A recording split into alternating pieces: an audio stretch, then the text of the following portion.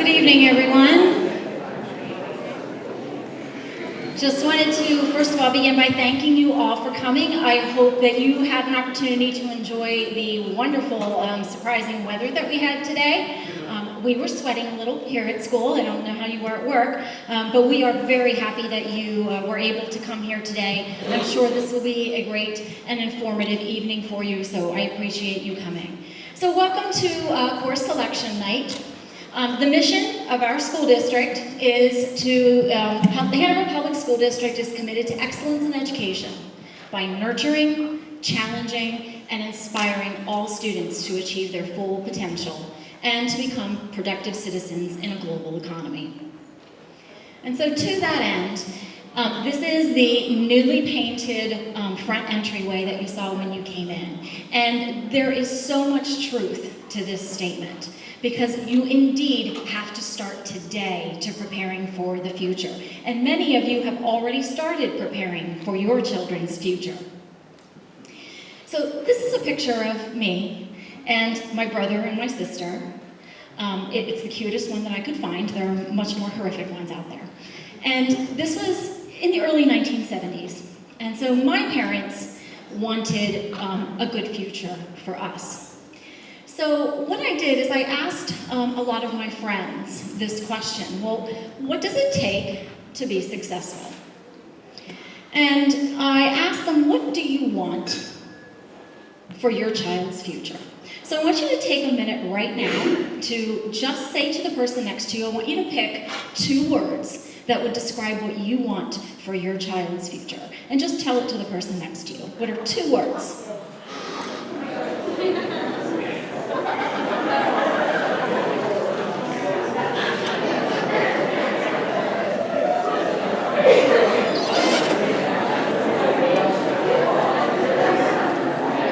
Thank you. So I posed the same question to some friends of mine on a social media network, and here are some of the responses that I got. The bigger the word, the more often that word was chosen. And so you can see the words success and contentment as being 2 of the biggest words. So what exactly does success mean? Well, back in the 1970s, when I was a child and my parents were wanting a successful future for me, they knew that in order for me to get a really good job that pays really well, I had to do one thing when I was older, and that was go to college. Because at the time, to get that really successful, really well-paying job, that's what was required. So of course, my brother and sister and I were all streamlined into that college pathway. And this is why. So this is a chart of the median income. Now, let's talk about what that means a little bit. The numbers at the top are the median for the entire United States. So keep in mind that $100,000 here in Hanover, Pennsylvania isn't the same thing as $100,000 in New York City. So don't look at those numbers as much as you look at the ratio.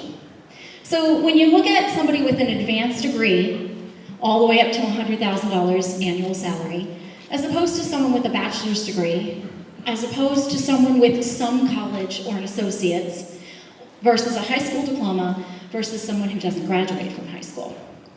So the future, however, this is more current day, the future, however, is telling us that the bar that says some college and associate's degree is growing. And the wages of those jobs are also growing, in line with the bachelor's degree and the advanced degrees. So take a look at this graph. The first line is 1973, and the last line is 2020. The browns are what you would consider unskilled labor. That's high school diploma or less than a high school diploma. And the blues are some degree, a bachelor's or an advanced degree. So notice how in 2020, there is a lot more blues than there are browns, which means in order for students to have a successful future, they must have some type of education past high school.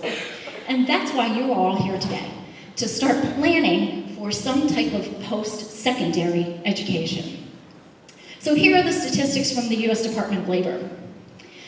35% of the jobs in about 2020 to 2026 Well, 35% of them will require a high school diploma, but 65% will require some type of post-secondary education.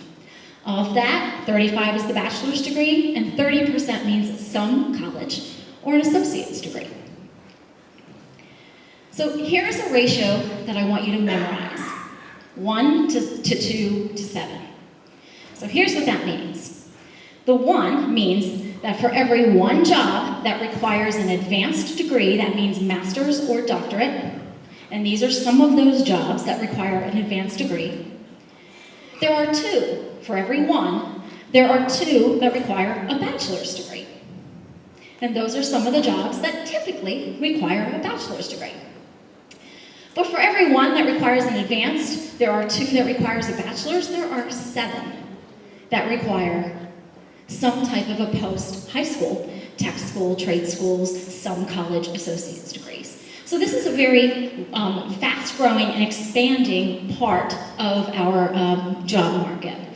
And here's something to consider, that the top 10 in-demand jobs that are currently available or will be available for our current freshmen didn't even exist in 2004.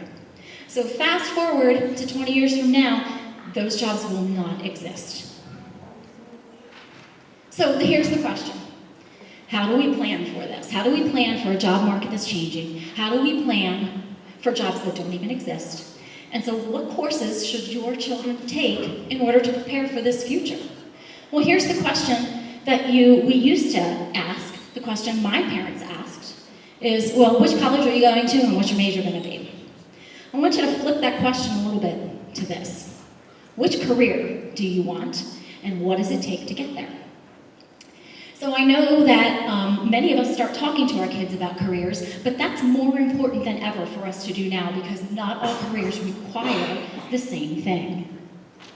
So talk to your kids and say, what kind of a job environment do you want to work in? What are some skills that you have, things that you're really good at?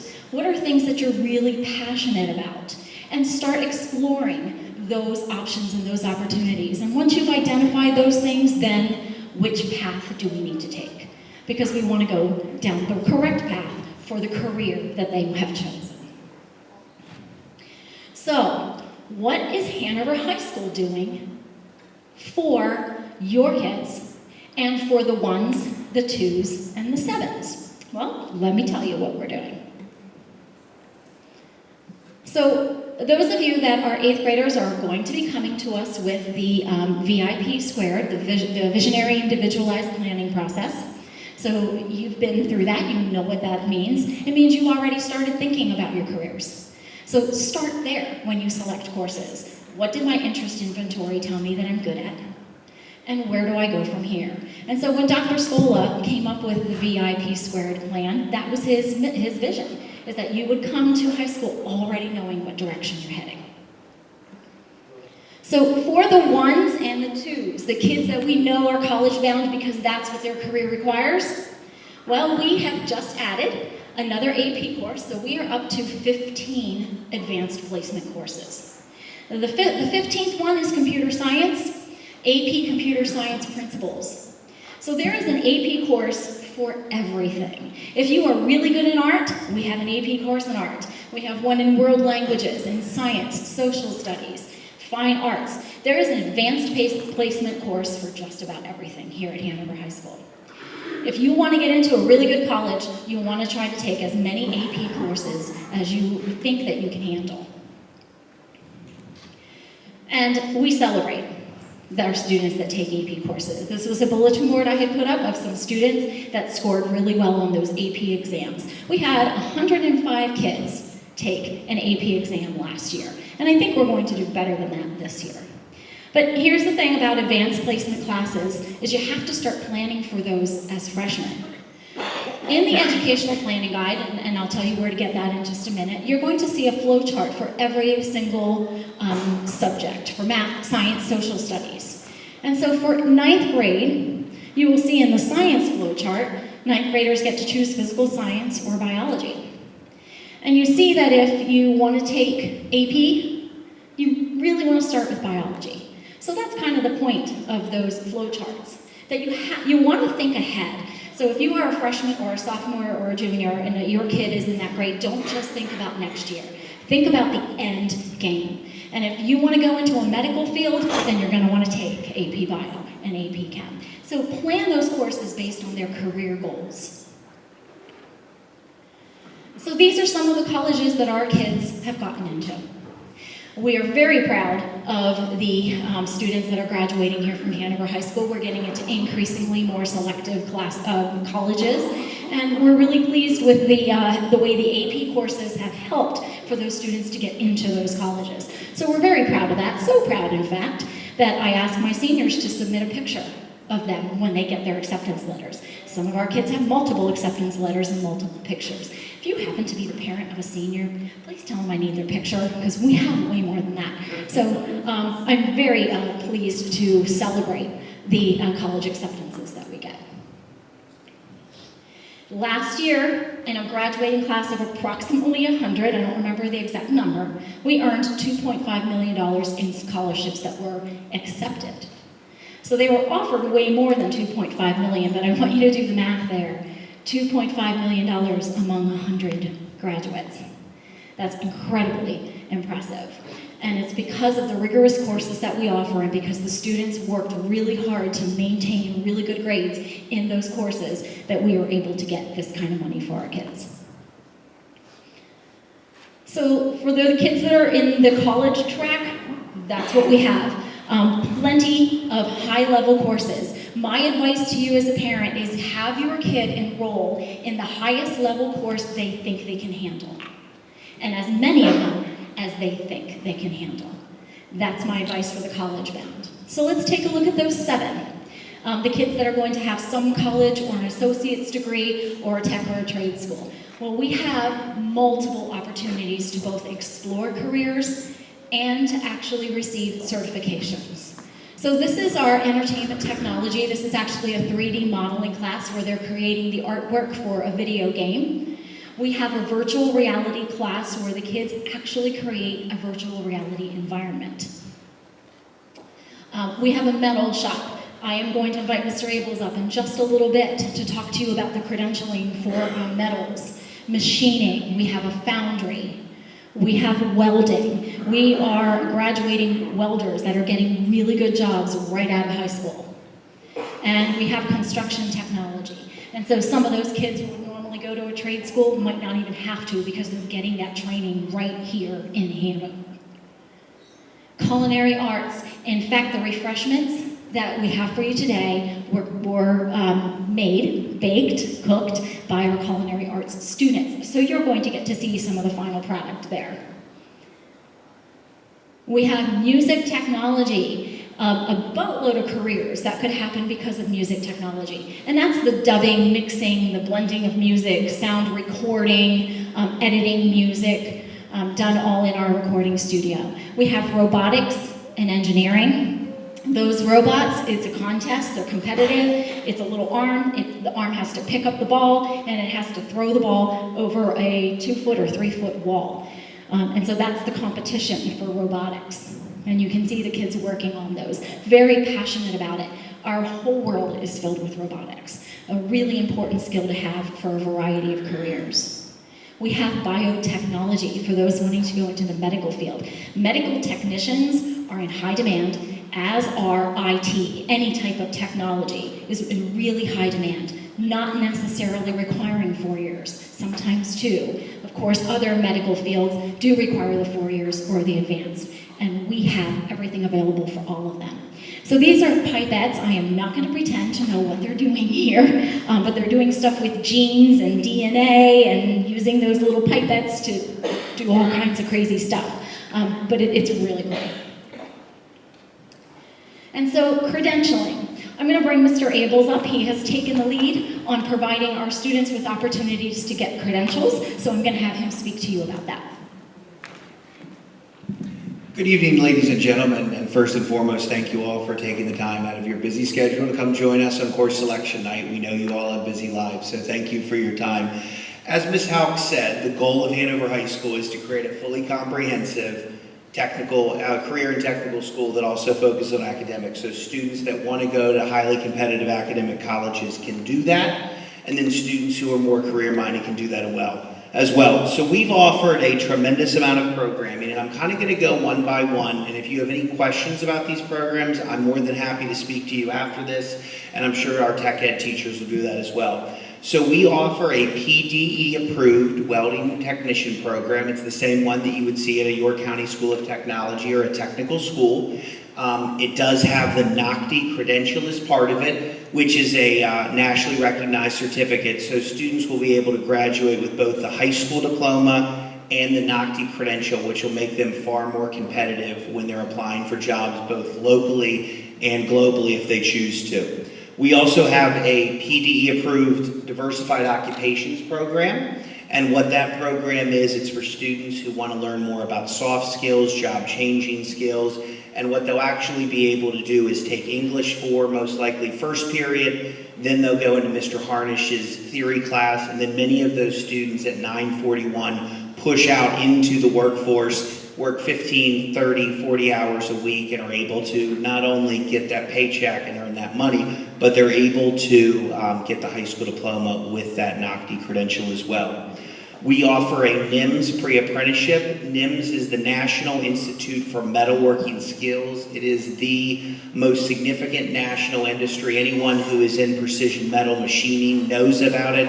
And it's so rigorous that most people say it takes about 20 years to get all of the competencies as a precision metal machinist. So we offer the program that allows our students to take 2 periods a day, their junior year, and then their senior year, they're able to push out into local industries under a pre-apprenticeship model, which we all know how marketable that makes them, because they'll have the high school diploma, they'll have the NIMS credentials, and then most importantly, they'll have the experience that they gain from being in the workforce.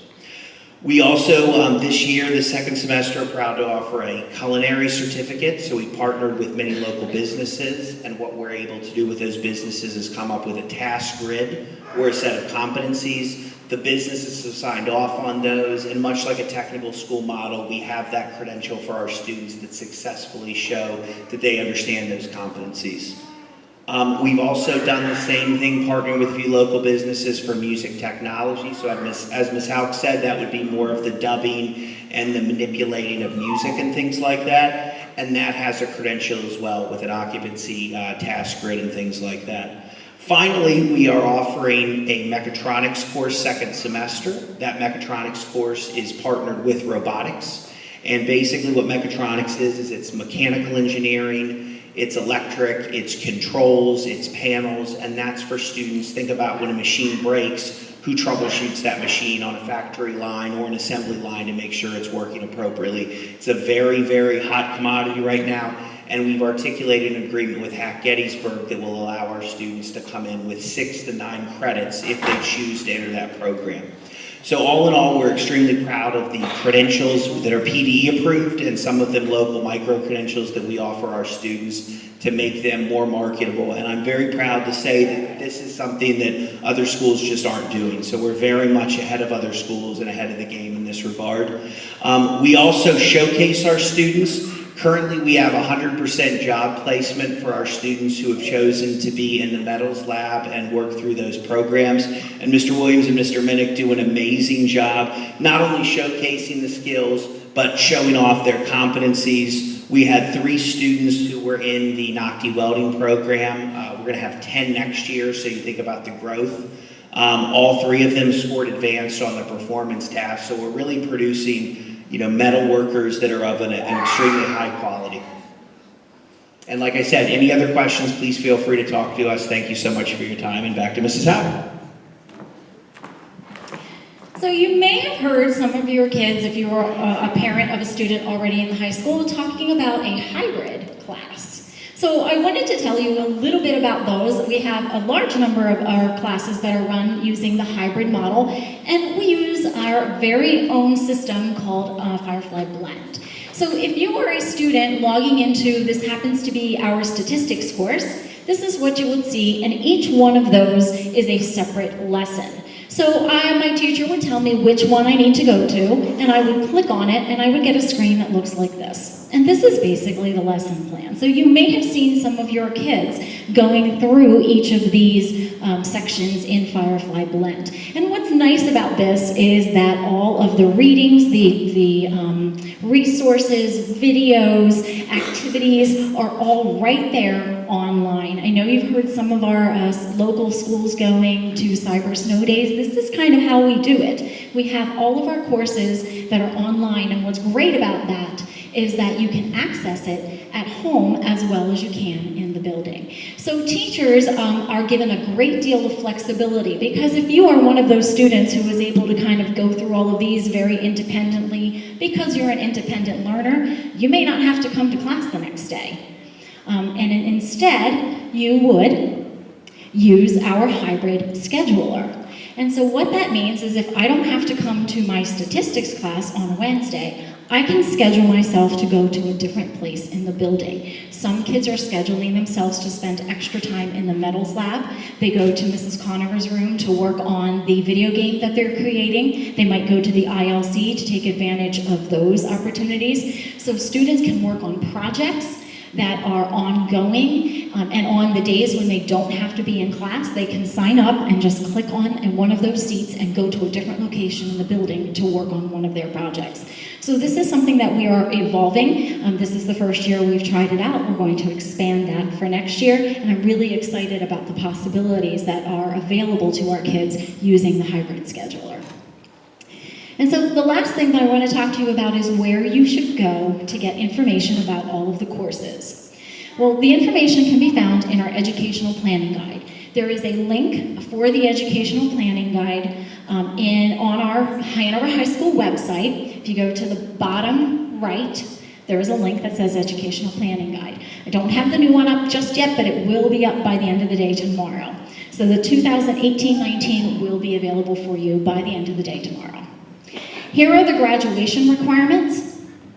They're pretty straightforward. The number of credits, 4 for English, 3 for social studies, 3 for math, and 3 for science. We are very proud that we offer our kids the opportunity to choose 10 credits in electives. And we purposely opened that up because we want your kids to choose courses that matter to them and that are going to lead to their future career. We don't want to force them into a class that isn't going to be helpful for their future career when they have opportunities to choose ones that are.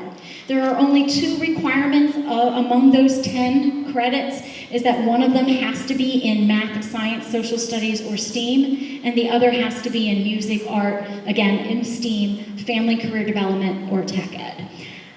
Among all of those, I don't think we have an elective that isn't in one of those categories, so I think we're good to go there. And the total required for graduation is 26. We encourage kids to take at least 7 courses a year, except maybe their senior year if they're going out to work. 7 times 4 is 28. So if you take 7 a year, you'll have more than enough credits to graduate. And we encourage kids to take more than 26 credits. We offer a lot here, and we encourage them to explore. So in the educational planning guide, there is a chart that lists every course that we offer. It tells you what grade that course is available to and the number of credits that that course is worth. Also, there are 4 levels of courses, and you will want to pay attention to that as parents. A level 1 is considered an introductory course. It's one of the least rigorous, and it's really designed to introduce kids to that content. A level 2 is academic. If you are college bound, you want to take as many of level 2 or above as you can. And level 3 is the honors level. Most AP classes, it's a good idea to take the honors the year before. And then, of course, level 4 is an AP class, and they are weighted differently. So if you want to get the best GPA that you can get, and if you want to get into a competitive college, then we strongly recommend that you take as many honors and AP classes that you think your child can handle. We, of course, want them to be successful in those classes, but we also want them to challenge themselves and push themselves. And so the course descriptions, this is what it looks like. You will see the title of the course, Any course that is part of our STEAM Academy will have this logo. It'll tell you if it's a semester or a year long, how many credits, and what level it is. So this is a level 1, so it's an introductory course. And then of course the prerequisites. And some of them will require teacher recommendation. And your kids know how to do that. We have a system set up for them to get the teacher recommendation. So at this point, what I'm going to invite you to do is to take a look at the handout that we've given you. On one side, you will see a table of teachers and room numbers. So we're going to give you an opportunity to go out into the building, take a look around, meet some of the teachers, and ask any question that you have that's individual to your child. If you want to explore some of the electives that we have and ask about them, please do so. So we tried to keep all of the teachers in sort of central location. This is us right here. As soon as you go out the door, this whole front hallway, so all of the yellow, the hallways are color-coded, so you're going to want to go down the orange hallway and the black hallway. And then the ILC is in the back. That is definitely a place you will want to visit if you have not been there. So check out these classrooms, speak with the teachers, and ask them all the questions that you want. I do have a few people I want to introduce you to. I want to introduce you to the guidance counselors. Mrs. Henry is currently the guidance counselors for grades 9 and 11. Next year, it will be 10 and 12. And then Mrs. Hindley, who is currently 10 and 12, and next year will move to 9 and 11. If you have any questions that you would like to talk to a guidance counselor, they will be in the guidance office right across to speak to. I'm happy to answer any questions you have about Hanover High School as well. And I wanted to point out that Dr. Seipel is here with us today too. She is our assistant to the superintendent, so she is in the back. Please feel free to ask her any questions that you have as well. So just wanted to thank these people. Dr. Scola was not able to be here today, but this really is his vision. And he was the visionary behind a lot of what's going on here at Hanover High School. So under his leadership, I believe we are providing a second-to-none education here at Hanover High School. So I hope you all enjoyed the presentation. Please take advantage of the refreshments that are out in the hall by our culinary students, and feel free to ask any question you might have. Thank you all very much for coming.